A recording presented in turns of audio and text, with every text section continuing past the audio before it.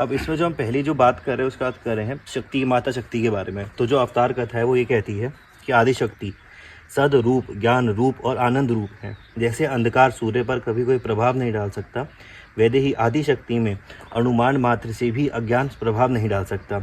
फिर भी दयामयी आदि शक्ति ने जीवन को भगवान और उनके प्रेमी के उनके सम्मुख रखने के लिए सती अवतार में अज्ञात का अभिनय किया है। मतलब अभिनय करा है माता रानी ने कि मतलब उन्होंने कहा कि हमें शंकर से शादी करने के लिए अभिनय करना पड़ता है, तो उन्होंने सती का अवतार लिया है।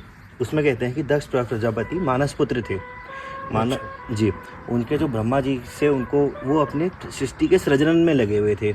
तो उसके बाद जब माता रानी ने कहा कि उन्हें हिमाचल पुत्री भी बोला जाता है, तो उन्हें वो कहती हैं कि इस बीच उन्हें ब्रह्मा जी से आज्ञा मिलने पर शिरोधार्य किया गया।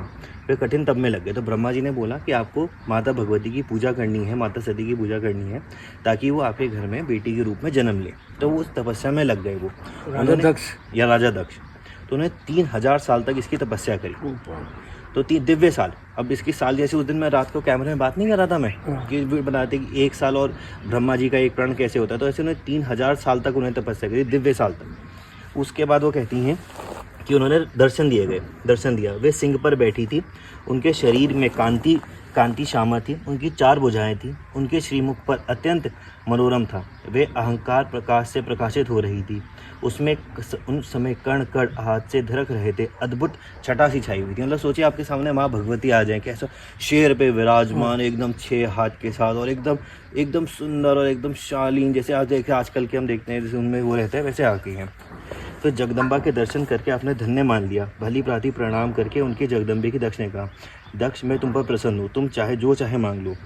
तो दक्ष कहते हैं उनको, तो राजा दक्ष थे, अरे देवी मैं स्वयं, मेरे स्वामी शंकर हैं, वे रुद्र रूप में अवतार ले चुके हैं। आप उनकी शक्ति हैं, जो भगवान शंकर की शक्ति है, वो रुद्र रूप में उन्होंने अवतार ले रखा है, शक्तियाँ, अतः अवतार ग्रहण कर आप उस लवण्य मोहित करें।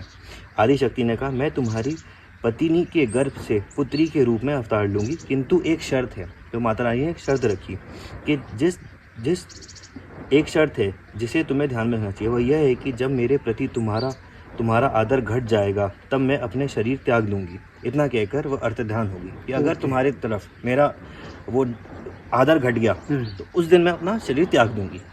तो उसके बाद वो गए, अपना घर में आई। उसके बाद वो चलते रहे। तो काफ़ी टाइम के बाद उनने वो आई, जो आदि शक्ति से ब्रह्मा आए। सभी ने प्रेमानंद वाणी से भक्ति शक्ति का स्तुति किया और उनसे प्रणाम किया। उन लोगों ने दक्ष वाणी की बुरी भांति प्रशंसा की। जब गुणों से यह सुहाय समय आया तब शक्ति ने अपने को प्रकट किया। उस समय दिशाएं प्रसन्न होती चली गई, शीतल मन सुगंध हवा बहने लगी, आकाश स्वच्छ हो गया और पुष्प वृष्टि होने लगी। सब जगह सुख शांति छा गई। दक्ष ने शक्ति का वही रूप देखा जिस वरदान के समय देखा था, वही रूप मिला देखा उन्हें जब वरदान के टाइम पे देखा था। उन्होंने हाथ जोड़कर देवी को प्रणाम किया और स्तुति की। बोली, हे प्रजापति दक्ष, तुम मेरे अवतार के लिए तप किया था, अतः मैं तुम्हारी पुत्री के रूप में अवतरण हो गई। अब तुम्हें तपस्या का फल ग्रहण करो। ऐसा कहकर शक्ति नवदास शिशु बनकर रोने लगी। मतलब अब उनको तपस्या का फल मिल गया। शिशु का रोना सुनकर चारों स्त्रियाँ दौड़ी चली आई, बच्चे को लुभावना देखने के लिए। दक्ष ने कन्या का नाम सती रखा। लोगों ने अपनी अपनी रुचि के अनुसार, जैसे लोग बच्चे लाडली रख लेता है, कोई कुछ नाम रख लेता है, तो इसी तरीके से उनका नाम रखते चले गए। वैसे शिव के प्रति अनुराग बढ़ता चला गया और जैसे जैसे सती माता बड़ी होती चली गई, बड़ी होती गई, उनके शंकर की तरफ उनका वो होता चला गया। एक दिन ब्रह्मा जी नारद के साथ प्रजापति दक्ष के घर पधारे। उस समय विनम्र से भांति से पिता के पास ही खड़ी थी। उन्होंने उनको भगवान शंकर को तुम्हारे सिवा और किसी को पत्नी नहीं बना सकते। तो बोला कि आप, ब्रह्मा जी ने बोला कि आप भगवान शंकर की पूजा करो और उनको अपने वर के रूप में मांगो।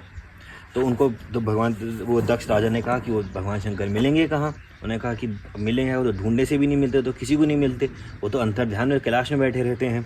तो इस पर माता पिता ने चिंतित होकर कोई अन्य मार्ग न देखकर उन्हें लाडली बेटी को तपस्या करने को बोला। तो राजा दक्ष ने सती माता को बोला कि आप तपस्या करो भगवान शंकर की। तो अब वो माता रानी इस तपस्या में लग गई कि जो दूसरा जो अवतार होता है माता रानी का, जिसको हम इसमें देखते हैं ब्रह्मचारिणी लिखा हुआ है, तो कहते हैं जो वो ब्रह्मचारी जीवन में रहती हैं। तो और जो पहला अवतार है, जो पहले उसका रहता है, वो शैलपुत्री का, जिसके बारे में हम आज बात कर रहे हैं। तो शैलपुत्री जो उन्होंने जैसे मांगा था, शैलपुत्री की मांगा था, तो शैलपुत्री वाले दिन हम सती माता की अवतार कथा पढ़ रहे हैं।